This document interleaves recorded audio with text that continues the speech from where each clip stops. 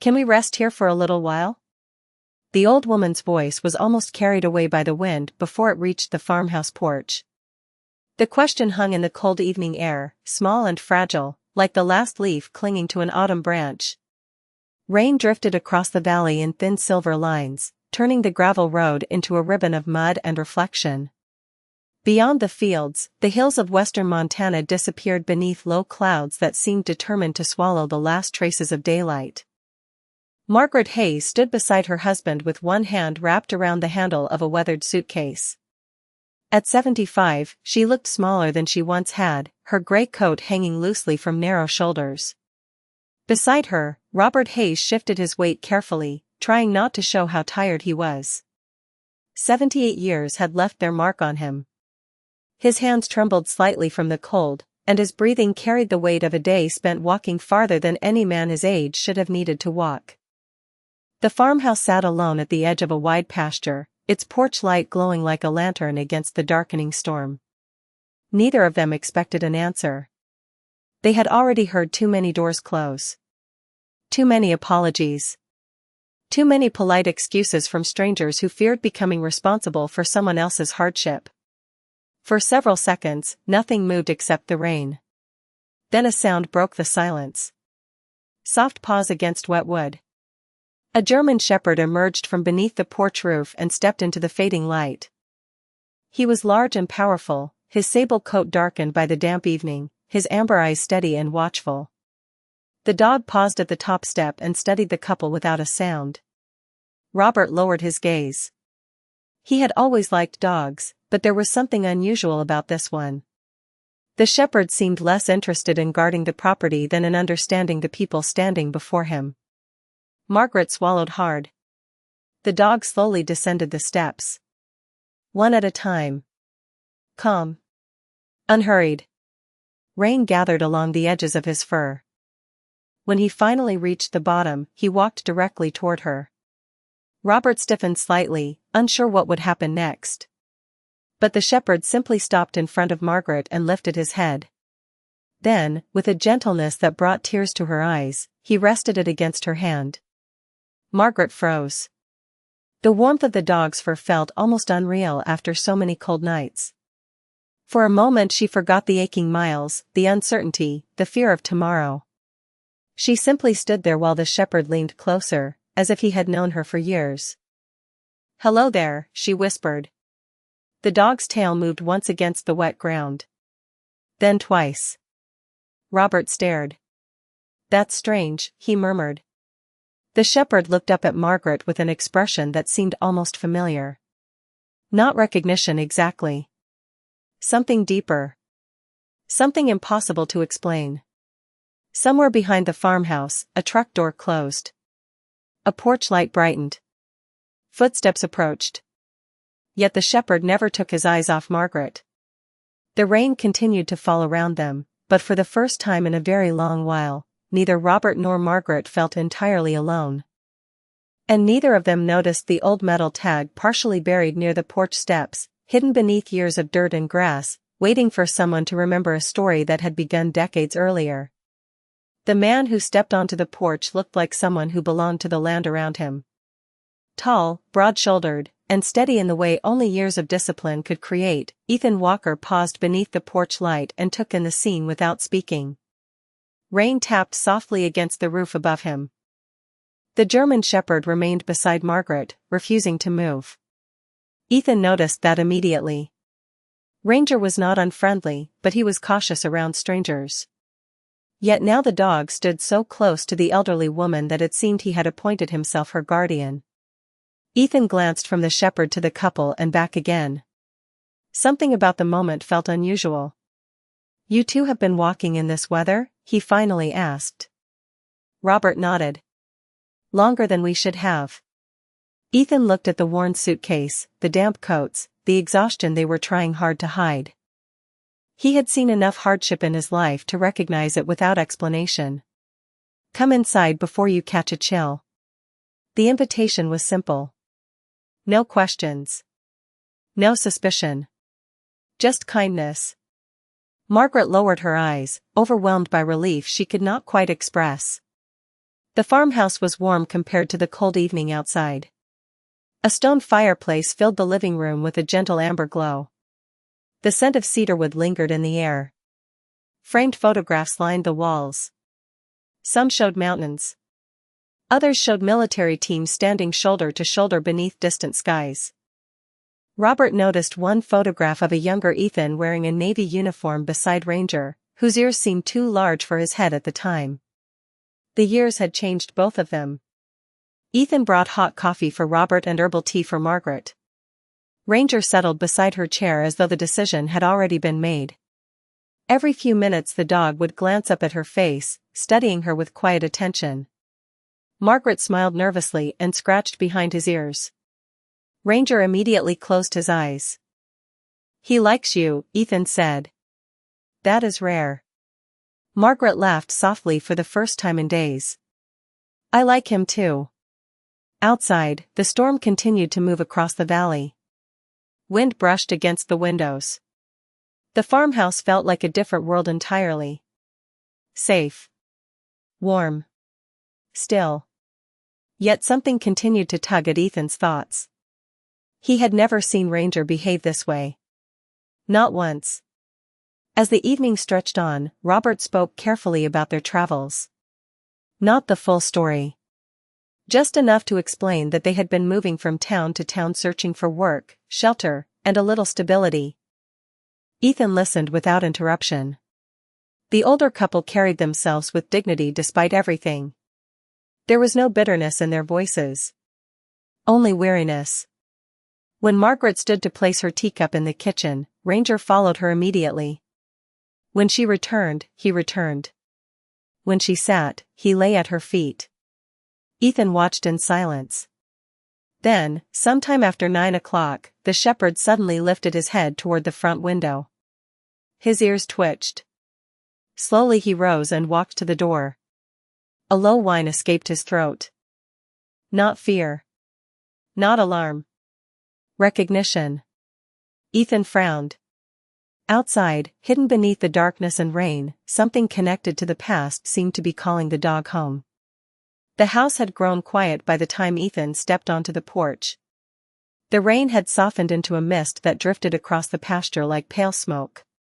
Ranger stood near the front steps, staring toward the edge of the property where an old cottonwood tree rose from the darkness. The shepherd's posture was alert, but not tense. It was the look he carried when following a memory only he could understand.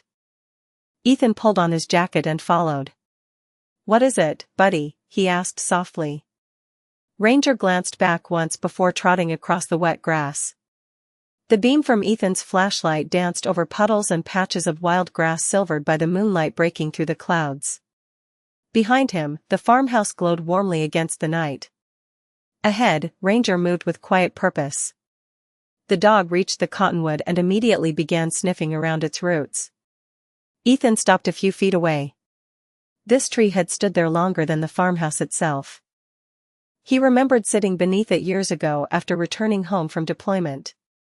He remembered Ranger as a young dog racing circles around its trunk. Yet tonight something felt different. Ranger pawed gently at the earth. Once. Then again. Ethan watched as the shepherd continued digging through damp soil and fallen leaves. Within moments, a small metallic sound broke the silence. Ranger froze. His ears lifted. Ethan crouched beside him and brushed away the dirt. His fingers closed around a rusted object buried just beneath the surface. It was an old dog tag. Not a military tag. A pet identification tag. Worn by time.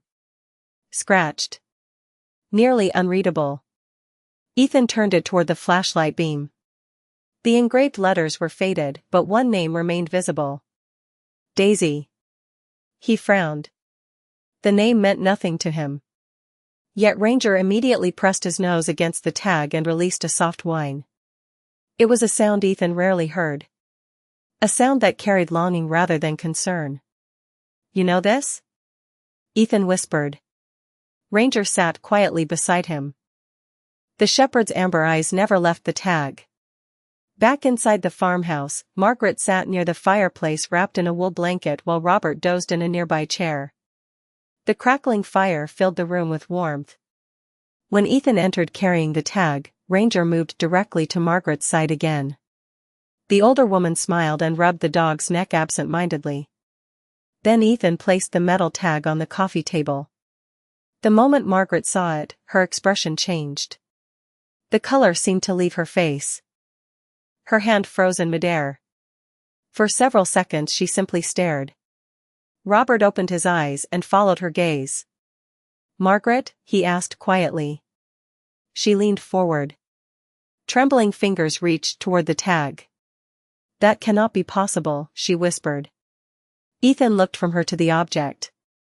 "You recognize it?" Margaret nodded slowly. Tears gathered in her eyes before she could stop them. She turned the tag over and traced the faded engraving with her thumb. "Daisy was the first dog we ever rescued," she said softly.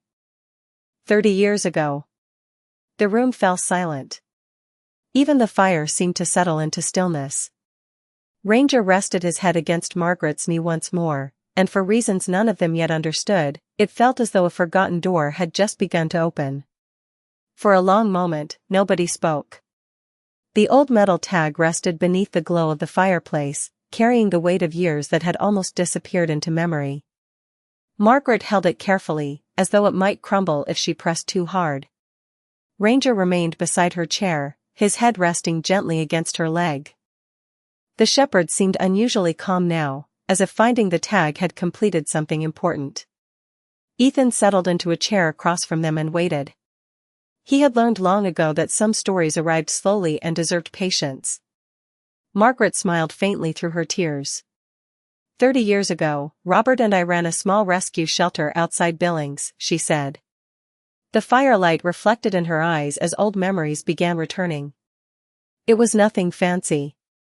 Just a few acres, a weathered barn, and more animals than we could afford. Robert chuckled softly. Most people thought we were out of our minds. Margaret nodded. Maybe we were. Her voice carried warmth now. The exhaustion that had followed her for days seemed to fade as she looked beyond the room and into another chapter of her life. She described summer mornings filled with barking dogs and fresh hay. She described children visiting on weekends to help feed abandoned animals. She described long evenings spent repairing fences while the sunset painted the Montana sky gold and crimson. For years, the shelter became their entire world. Then her expression softened. One rainy afternoon, a frightened shepherd mix wandered onto the property. She looked down at the tag again. Daisy. Ranger lifted his head when he heard the name. Ethan noticed it immediately. Margaret continued. She was thin, exhausted, and terrified of everyone. It took weeks before she trusted us. A gentle smile appeared on her face. But once she did, she followed me everywhere. Robert laughed quietly. Even into the feed shed. The memory seemed to warm both of them. Ethan found himself smiling too. It was difficult to imagine the weary couple arriving at his door as younger people filled with energy and purpose. Yet the more they spoke, the easier it became.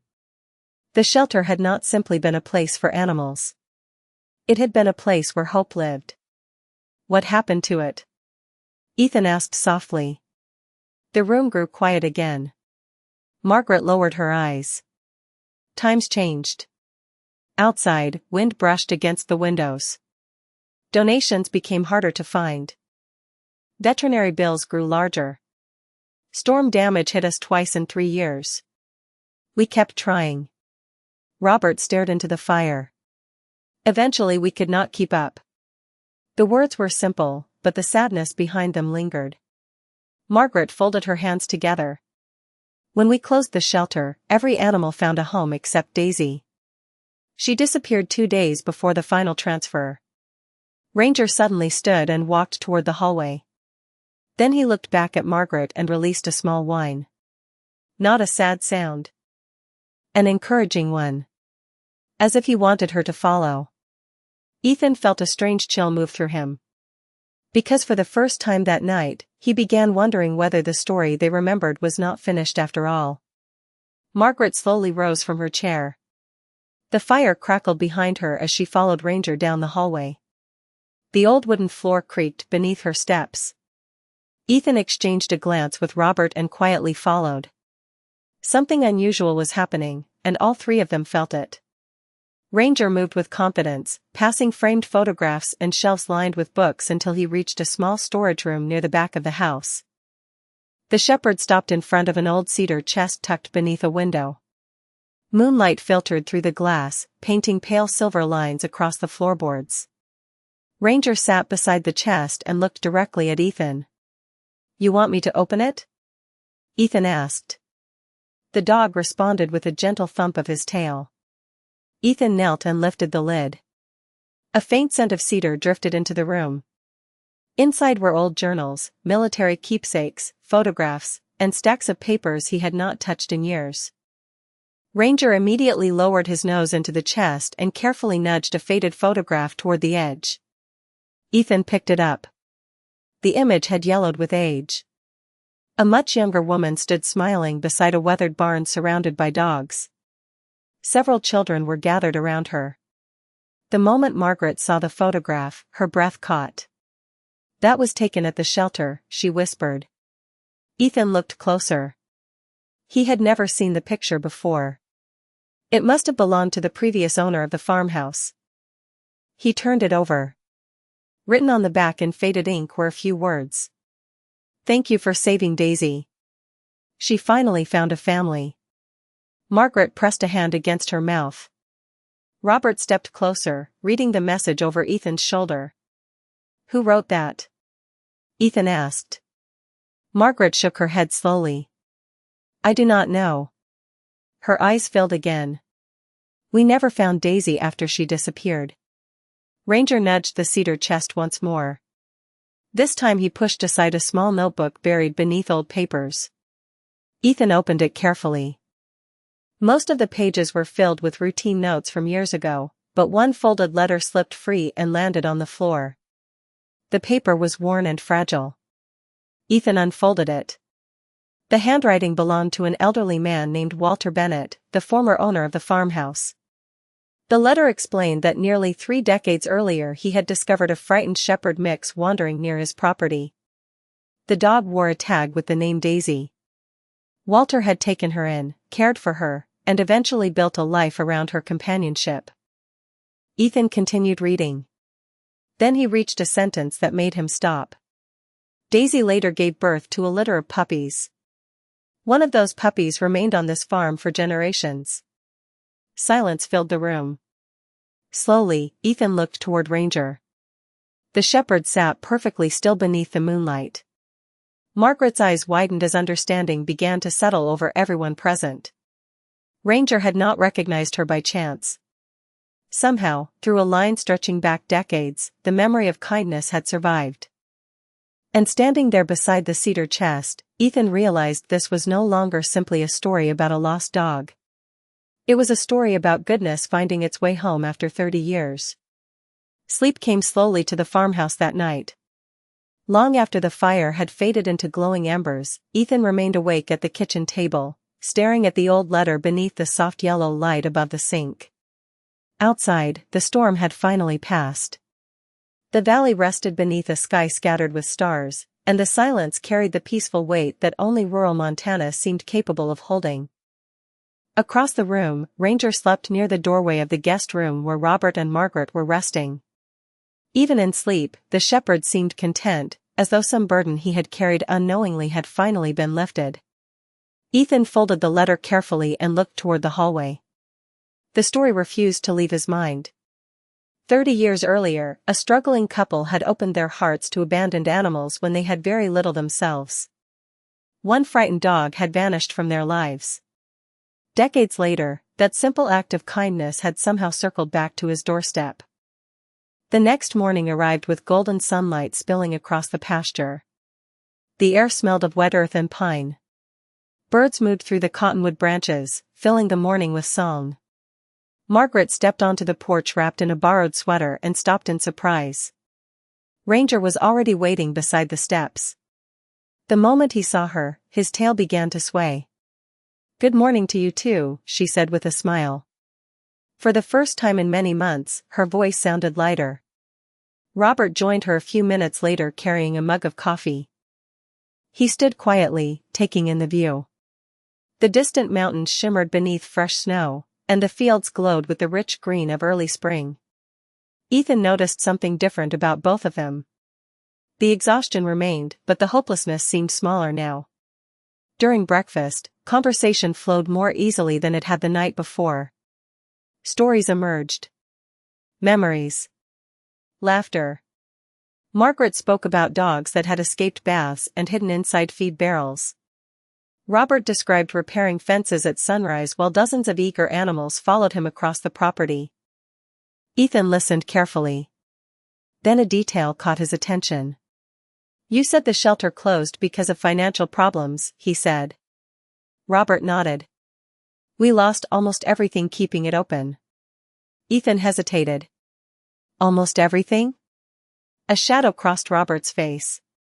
He exchanged a glance with Margaret. Neither spoke for several seconds. Finally Margaret sighed. "There was one thing we never recovered from." The room grew still. Even Ranger lifted his head from beneath the table. "When the shelter closed, we had plans to build a larger rescue center with help from several donors," she explained. The paperwork was completed. The funding was approved. Everything was ready. Ethan frowned. What happened? Robert stared into his coffee. The lead investor disappeared before the project began. Margaret lowered her eyes. Not long after that, the entire plan collapsed. Silence settled over the table. Then Ethan noticed something unexpected. Ranger had risen to his feet again. The shepherd walked toward the old suitcase sitting near the front door and rested his nose against it. The same suitcase Robert had carried through the rain. The same suitcase he had guarded carefully since arriving. Ethan felt curiosity stir once more. Because whatever story remained hidden inside that weathered case had not yet finished unfolding. The suitcase looked ordinary enough. Scuffed leather. Worn corners. A handle polished smooth by years of use. Yet the moment Ranger pressed his nose against it, the atmosphere in the farmhouse shifted. Ethan noticed it immediately. Robert noticed it too. The older man's hand tightened slightly around his coffee mug before he carefully set it down. Morning sunlight spilled across the kitchen table, illuminating dust motes drifting through the air like tiny floating stars. For several seconds nobody spoke. Then Margaret exhaled slowly. "Maybe it is time," she said. Robert nodded. His expression carried the weight of a decision delayed for many years. He rose from his chair and walked toward the suitcase. Ranger remained beside him, watching every movement. Ethan followed quietly as Robert knelt beside the case and opened the brass latches. The hinges creaked softly. Inside were neatly folded clothes, family photographs, and several folders wrapped carefully in plastic to protect them from moisture. Robert reached beneath everything and removed a thick envelope yellowed with age. He placed it on the table. "This is what we carried all these years," he said. Ethan studied the documents as Robert spread them across the wood surface. Architectural sketches. Land surveys. Financial agreements. Letters from community leaders. Plans for what appeared to be a large animal rescue campus. The scale surprised him. This was not a small shelter expansion. It was an entire vision. Veterinary facilities. Training areas. Adoption centers. Educational programs. Margaret smiled sadly as she touched one of the drawings. "We dreamed about creating a place where no abandoned animal would ever be turned away." Ethan could see the passion that had once fueled that dream. It still lingered in every line of ink. "What happened to the investor?" he asked quietly. Robert opened another folder and removed a photograph. A younger man stood beside them at a groundbreaking ceremony. He appeared confident, energetic, full of ambition. Written on the back was a name. Daniel Mercer. Ethan felt a faint spark of recognition. The name seemed familiar. Very familiar. Robert continued. Daniel believed in the project. He promised funding, resources, connections. For 2 years we worked together. Margaret lowered her eyes. Then one day he stopped answering calls. Silence followed. Outside, a breeze moved through the pasture grass. Ranger rested beside the table, listening as though he understood every word.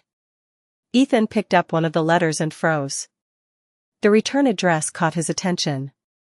Mercer Foundation. Denver, Colorado. Suddenly the memory surfaced. Ethan had heard that name many times. Daniel Mercer was now one of the largest philanthropists in the western United States. His foundation funded schools, hospitals, veterans programs, and animal welfare initiatives across multiple states. Ethan looked back at the photograph. The successful businessman smiling from magazine covers and charity events was the same young man standing beside Robert and Margaret decades earlier. "Are you telling me that Daniel Mercer is the investor?" Ethan asked. Robert nodded. "The same one." Ethan sat back in stunned silence. Because if Daniel Mercer truly knew what these two people had sacrificed to build that dream, then somewhere between the past and the present there was a missing piece of the story. And judging by the way Ranger suddenly lifted his head toward the window, that missing piece might be much closer than any of them imagined. That afternoon, Ethan could not shake the feeling that the past was moving toward them. After lunch he carried the photograph and copies of the old documents into his study. Sunlight streamed through the windows, illuminating the dust floating above the desk. Ranger followed him inside and settled beside the chair, watching quietly. Ethan opened his laptop and began searching through public records, foundation reports, and archived interviews. The deeper he looked, the stranger the story became. Daniel Mercer had spent the last 20 years building a reputation as one of the most respected philanthropists in the country. Articles praised his generosity.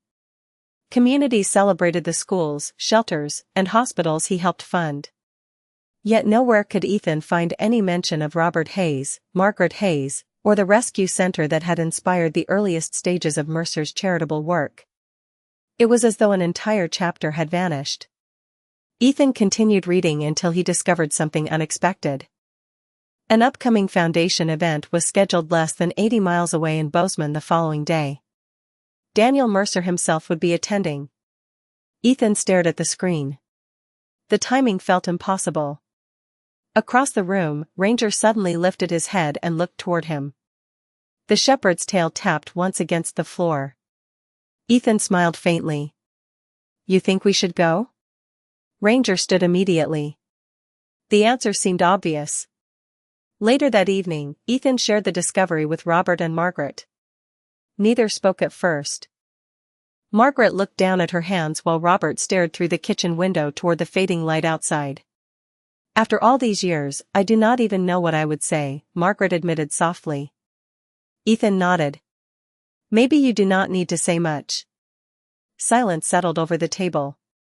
Then Robert surprised everyone. "I never wanted answers," he said quietly. "I only wanted to know the dream mattered to someone." Margaret reached for his hand. The gesture carried decades of shared burdens and quiet devotion. The next morning dawned bright and clear. The mountains stood sharp against a sky of endless blue.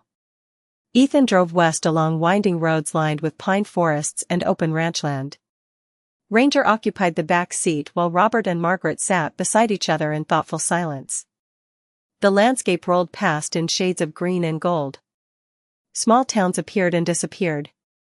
Church steeples rose above distant fields. Old barns leaned beneath the weight of years. Through it all, nobody seemed certain what awaited them. As they approached Bozeman, Ranger became restless. He sat upright and watched the road ahead with unusual focus. Ethan noticed but said nothing. The event was being held at a large community center on the edge of town. Cars filled the parking lot. Volunteers moved between white tents. Families gathered beneath banners promoting education, animal welfare, and community outreach. Everywhere Ethan looked, he saw projects that reflected the same values Robert and Margaret had once carried in their hearts. Then Ranger suddenly stopped walking. His ears rose. His gaze locked on a silver-haired man standing near the main stage speaking with local organizers. Ethan followed the shepherd's line of sight. Daniel Mercer had just arrived. And somehow, before a single word was exchanged, the look on the older philanthropist's face suggested that he had already seen someone he never expected to see again. For a moment, the noise of the event seemed to disappear. Conversations faded. Footsteps blurred into the background. Daniel Mercer stood motionless beneath the bright Montana sky, staring across the crowd at Robert and Margaret Hayes. The color drained from his face. 20 years of success, recognition, and public praise suddenly seemed very far away. Slowly, he stepped away from the group around him and began walking toward them. Robert remained still. Margaret gripped the strap of her purse with trembling fingers. Ranger sat beside her, calm and watchful. When Daniel finally reached them, his eyes glistened with emotion. He looked older than the man in the photograph, but the gratitude on his face was unmistakable. For several seconds he could not speak. Then he lowered his head. "I have searched for you for years," he said quietly. Margaret blinked in surprise. Robert frowned. Daniel took a slow breath. "After the project collapsed, I lost contact with everyone involved. I was young. Inexperienced. I made mistakes that I have regretted every day since." His voice cracked slightly. "But I never forgot what you taught me." Robert studied him carefully. "What exactly did we teach you?" Daniel smiled through tears. "That compassion matters more than profit. That every life deserves dignity. That kindness is worth building a future around."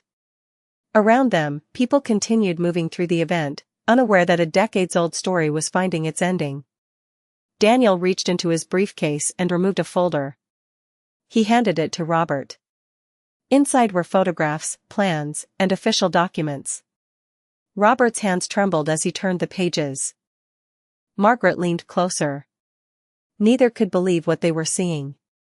The documents outlined a newly completed animal rescue and rehabilitation center located outside Billings. Veterinary facilities. Adoption programs. Educational spaces. Everything they had once dreamed about. Daniel smiled softly. "The center opens in 3 weeks."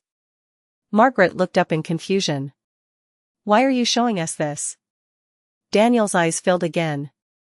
"Because it is yours." Silence settled over the four of them. Even the breeze seemed to pause. Robert stared at him. "Ours?" Daniel nodded.